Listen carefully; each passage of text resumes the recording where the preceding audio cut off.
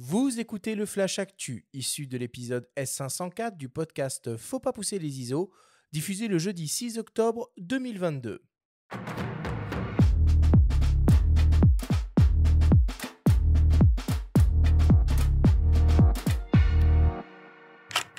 Cette semaine, dans le Flash Actu, DxO Photolab passe en version 6, Sony lance une nouvelle caméra vidéo APS-C et enfin le festival de la Gacilly s'invite à la galerie Fisheye à Paris.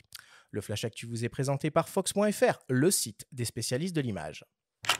Le célèbre logiciel de post-production photo DxO Photolab passe en version 6 avec de nombreuses nouveautés et améliorations.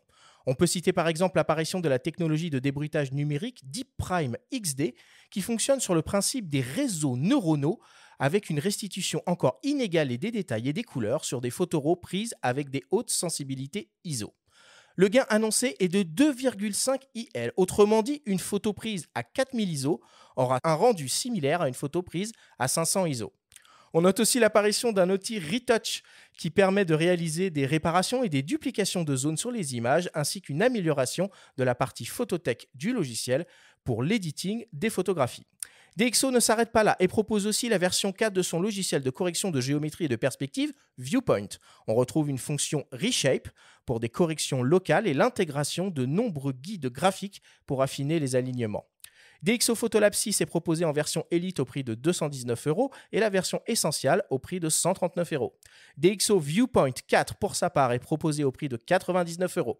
A noter que les tarifs spéciaux sont proposés aux utilisateurs des précédentes versions des logiciels. Nous l'avons évoqué la semaine dernière, Sony vient d'annoncer une nouvelle caméra vidéo en monture E équipée d'un capteur au format APS-C, la FX30. Petite sœur de la FX3, la nouvelle FX30 appartient également à la gamme professionnelle de Sony Cinema-Line. Au programme, un capteur APS-C Exmor R BSI de 26 millions de pixels stabilisé sur 5 axes, offrant un enregistrement Super 35 mm jusqu'au 4K 120p 422 10 bits en interne. On retrouve un double circuit ISO à 800 et 2500 et une dynamique de capture de 14 IL avec une sensibilité maximale de 30 000 ISO. On note aussi la présence d'un autofocus hybride avec les technologies Real-Time Eye AF et Real-Time Tracking, du slow motion jusqu'aux 240 images par seconde en Full HD, les S-Log 2 et 3, le HGL pour les vidéos HDR et les S-Cinetone. Le boîtier de la FX30 reprend la philosophie de celui de la FX3, à savoir quelque chose de très compact avec un écran totalement orientable, sans viseur et pensé pour l'utilisation d'accessoires. La nouvelle Sony FX30 sera disponible à la fin du mois et proposée au prix de 2 799 €. Et enfin, pour terminer, si vous n'avez pas eu la chance de faire partie des 324 000 visiteurs du festival photo de la Gacilly cette année, la galerie parisienne Fisheye vous propose une petite et bienvenue séance de rattrapage. En effet, du 6 au 26 octobre, il est possible de découvrir une exposition des lauréats du prix Nouvelles Écritures de la photographie environnementale avec les travaux de Chloé Azopardi qui présente son projet Écosystème, Alissa Martinova qui présente son projet Nowhere Near et Maxime Taillez qui présente son projet Frontières. Ce prix met en lumière depuis 7 ans une nouvelle génération de photographes qui interrogent notre rapport au monde et à notre environnement. Cette exposition est à retrouver à la Galerie Fisheye de Paris, aux 2 rues de l'Hôpital Saint-Louis, dans le 10e arrondissement. Cette exposition est en entrée libre.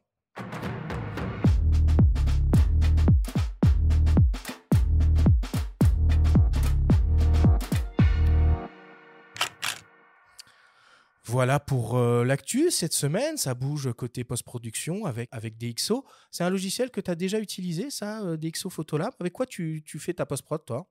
Le moins possible. Ok. Donc, quand j'utilise mes appareils Fuji, que ce soit le GFX ou la série X, je remets juste un petit coup de courbe, voilà, tout simplement. Mais sinon, je touche à rien.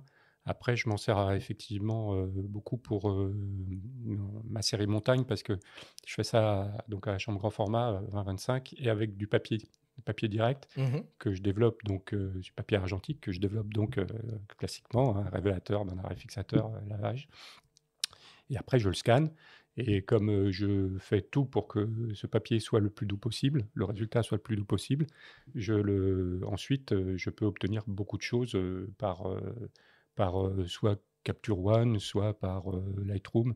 Et là, évidemment, je me sers un petit peu des manettes pour obtenir le plus de choses possible. Parce que le papier, c'est vraiment très difficile à gérer. Voilà. Ouais, on va y revenir, tout ça sur le matériel que tu utilises et sur ton projet dans les montagnes aussi. Et quand tu es sur, tu parlais là de tes GFX et de tes X, quand tu es sur le terrain, ça veut dire que tu shootes principalement en JPEG et que tu fais confiance aux JPEG Fuji parce qu'ils sont souvent réputés pour la qualité des JPEG. Oui, les JPEG, je me sers que des JPEG. Alors, ce qui s'est passé, c'est que très longtemps, je ne fais que ça parce que je ne voyais pas l'intérêt d'avoir des RAF. C'est les RAW, c'est l'appellation RAW pour chez Oui, c'est le Fuji. format RAW propriétaire chez Fuji, les Voilà. RAF. Ouais. Et du coup, aujourd'hui, je shoot les deux et en fait, ces RAW, je les mets directement dans un coffre-fort. Parce qu'il m'est arrivé de faire des bêtises, genre de réduire la taille d'image pour l'envoyer et de faire OMS et voilà, terminé. Donc, ou même de perdre tout simplement quelques images, de ne plus savoir où elles sont. Enfin. Donc, du coup, voilà, c'est sûr que les RAW, je les mets dans un coffre-fort, c'est une sécurité. Mais sinon, je me sers que des JPEG, oui. Alors, en tant qu'ambassadeur Fuji, j'imagine que tu as accès un peu au boîtier d'une certaine façon en avant-première. Tu as pu tester là les récents XH2 et XH2S? Alors, j'ai la chance d'avoir été le premier ambassadeur, puisque c'est moi qui suis allé voir Fuji.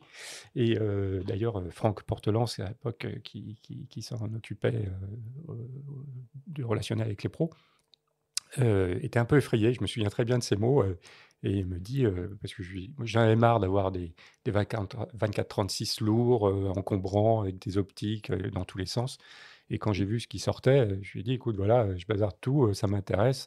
Moi, ça fait déjà quelques années que je ne travaille plus qu'avec un 35, un 50 et un 70 mm. Je n'ai pas besoin d'autre chose, quoi.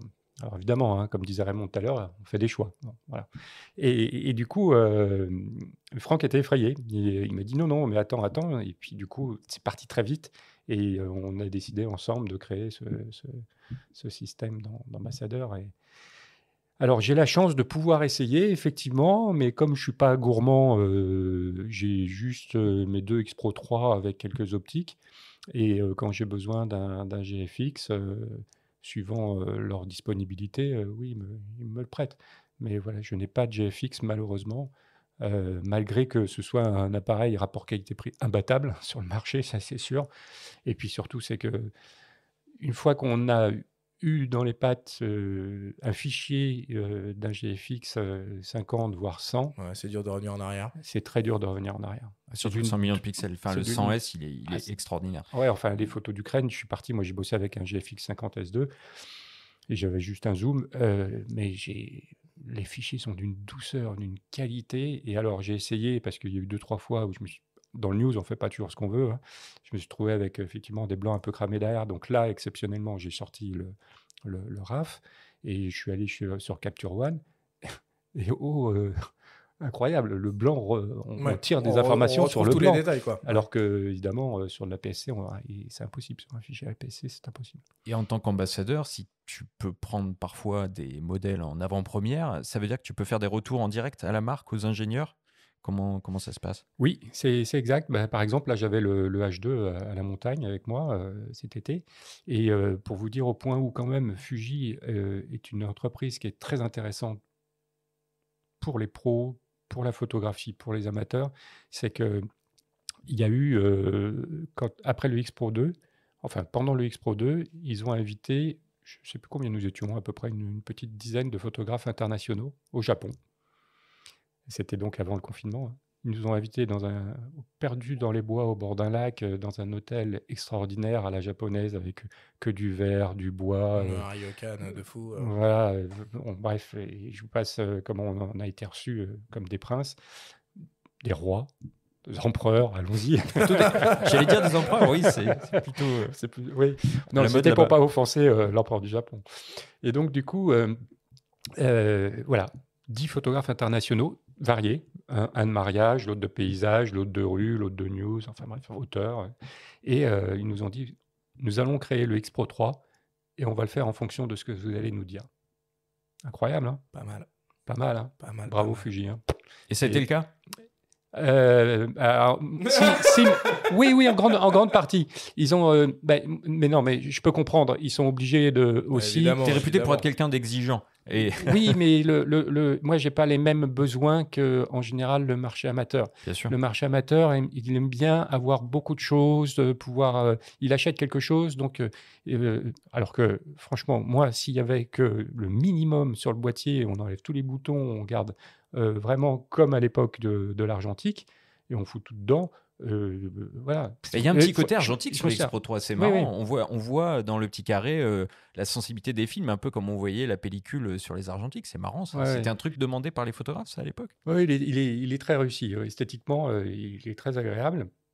Mais ce qu'il faut se dire, c'est que je vais donner un exemple. Hein, alors, ça va faire bondir, mais je pense que je me sers même pas de 1% de ce qu'il y a dans le boîtier. Ah bah, oui, ça, on l'entend Comme souvent. beaucoup de Ouais. personnes. Hein. Ok, Je pense mais qu'il vaut mieux se servir de son œil que.